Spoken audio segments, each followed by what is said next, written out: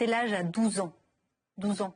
Est-ce que ce n'est pas un point de rupture aussi pour la population iranienne que ces enfants soient recrutés? Alors écoutez, en fait, ce n'est absolument pas surprenant pour moi, iranienne, d'entendre cette nouvelle sur l'abaissement de l'âge à 12 ans, parce que pendant la guerre Iran-Irak, l'Iran avait mis des enfants, des adolescents sur le front, qui ont servi de chair humaine en première ligne de l'affrontement avec l'Irak.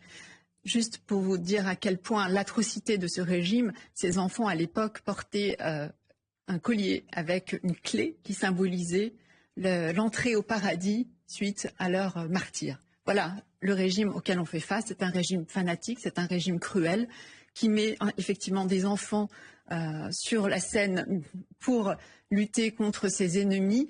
Ce n'est pas surprenant.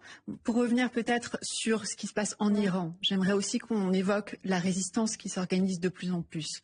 On a des unités de résistance qui sont liées aux Moudjahidines du peuple, qui depuis plus de 10 ans maintenant sont organisées et qui continuent leurs actions, notamment pendant cette guerre, qui vise les corps des gardiens de la Révolution, les milices du Basij. On a en périphérie de l'Iran des groupes ethniques, kurdes, baloutches, arabes, qui eux aussi sont organisés avec des forces de résistance. Et en fait, ce qui est clé, je le disais tout à l'heure, ce qui est clé pour la paix de la région, c'est que ce régime chute et prenne fin.